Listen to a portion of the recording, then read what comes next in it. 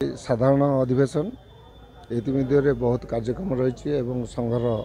नूतन कर्मकर्ता चयन सहित दीर्घ दिन दाबी को पूरण कर जो बारंबार अभियोग कर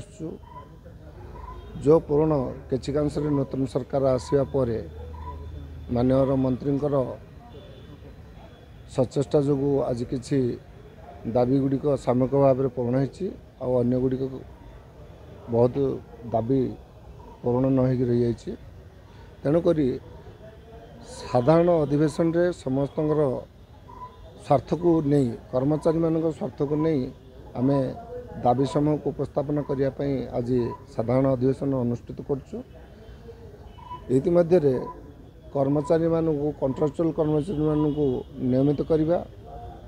एवं आउटसोर्सिंग प्रथा को बंद करने सप्तम वेतन कमिशन आधार रे सबु वर्गर कर्मचारी मानू सामूहिक भाव में सप्तम वेतन प्रदान करने एवं सेमानकर एरियर भी प्रदान करने तत्पर आक्रोशमूलक अन्यत्र बदली को बंद करने एवं विभागर ठेका कर्मचारी बा परिचालक मानकर दुर्नीति उपरे आलोकपात करी बारंबार उच्च कर्तृपक्ष दृष्टि आकर्षण कले सुधा आज पर्यंत कौन प्रकार कार्यानुष्ठान ग्रहण कर जाए नहीं जहाँकि दुर्भाग्यर विषय। तेणुक आम साधारण अधिवेशन समस्त कर्मचारी समावेश भितर समस्त क्षोभ बा जहाँ जहाँ दाबी रही ताको आलोचना करी सरकार एवं प्रशासन को अधिकारी सहित आलोचना करी भविष्यतर कार्यपंथा स्थिर करूँ। तत्सहित आगामी दिन में जदि